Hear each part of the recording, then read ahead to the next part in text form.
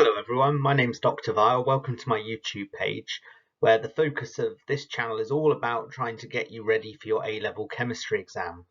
And we're in the middle of a series at the moment looking at how we name and draw organic molecules.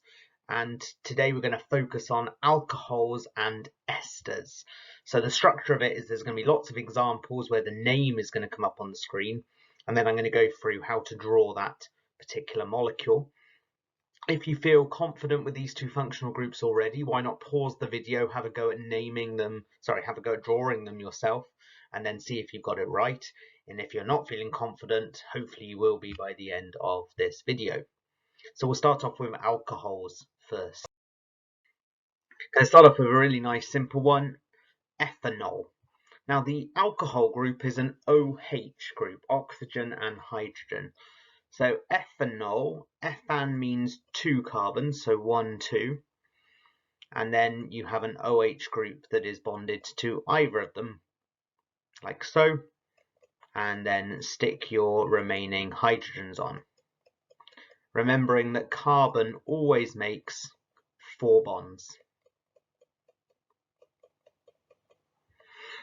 And it doesn't matter if you put the OH group on the right-hand carbon or the left-hand carbon, because they both count as carbon number 1, and therefore there's no need to number the position of the alcohol group.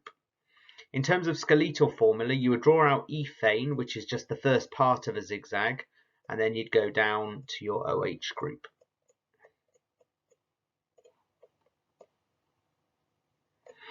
Then we come to propanol. Now, we're going to look at propan 1-ol and propan 2-ol, so sometimes this would be referred to as propanol.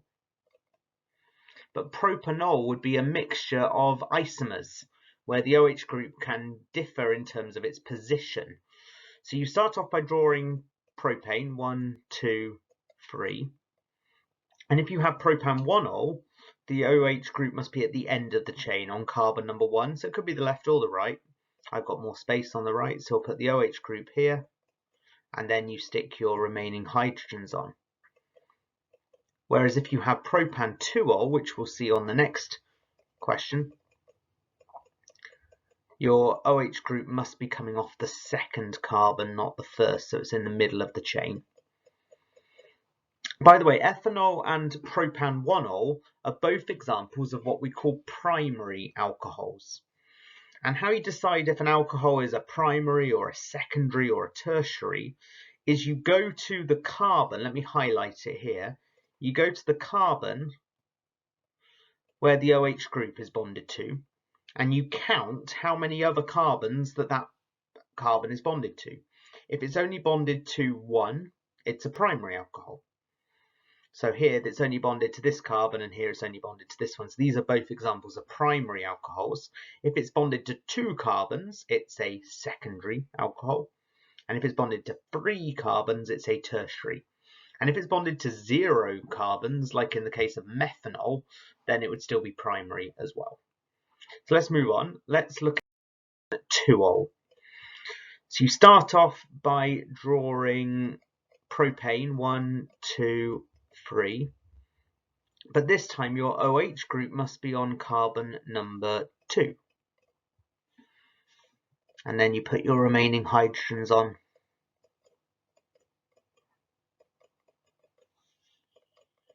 And in terms of the skeletal formula, you draw out propane, same as before. And then you have a line going up to the OH group from carbon number 2.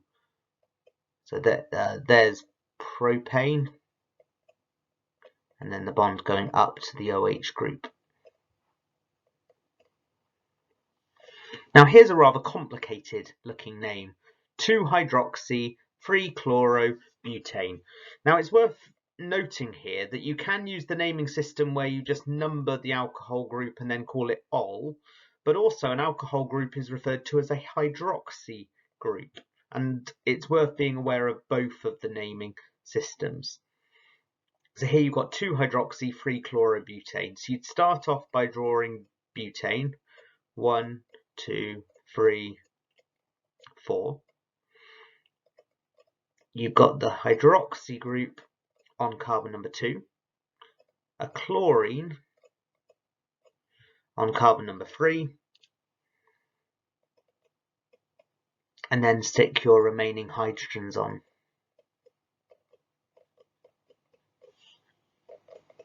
So it's just worth being aware of the two different naming systems for alcohols.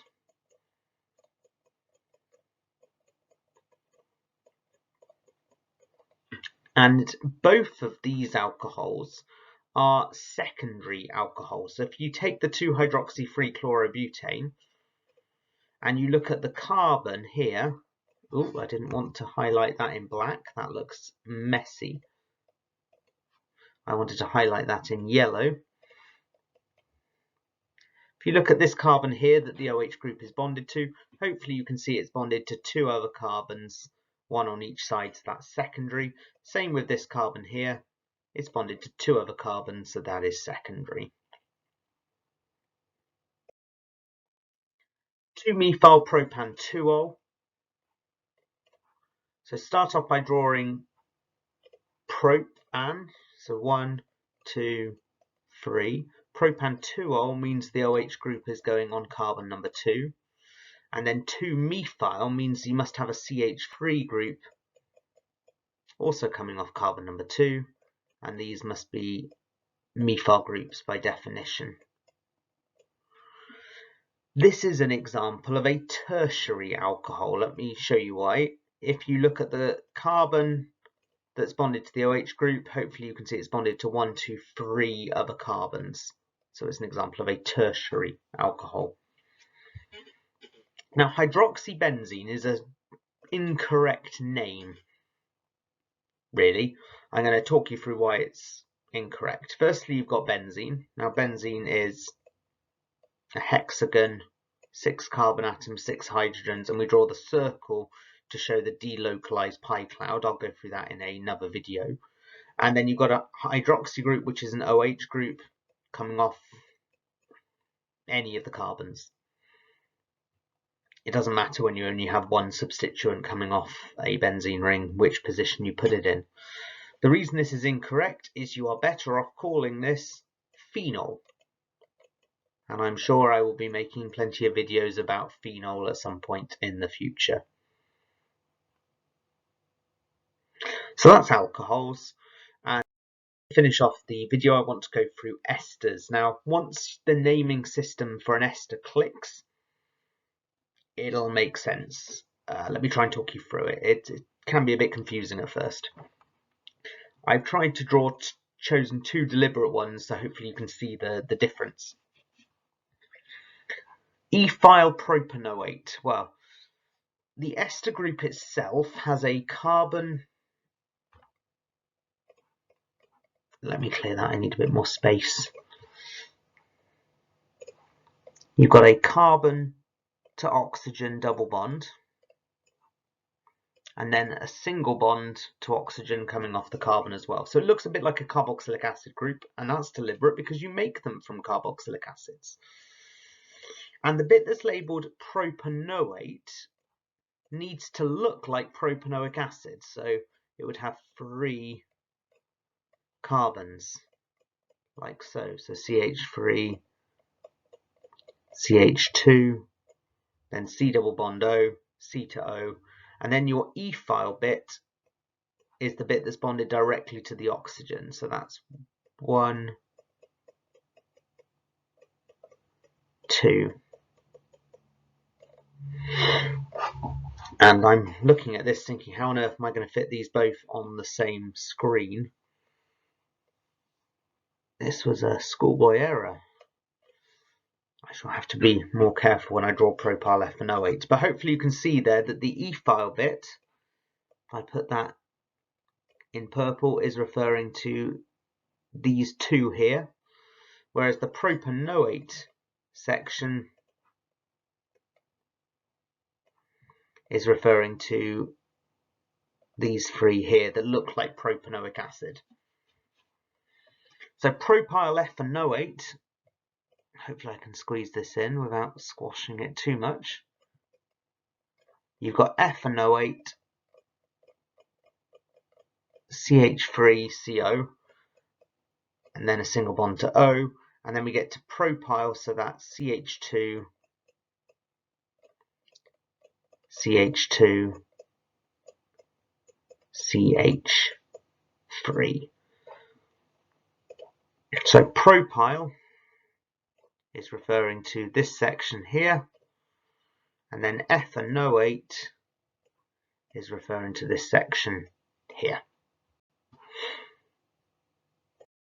Great, I hope that was helpful. If you did find it helpful and interesting, please like this video, please subscribe to the channel, please share with your friends, and I will see you on the next video.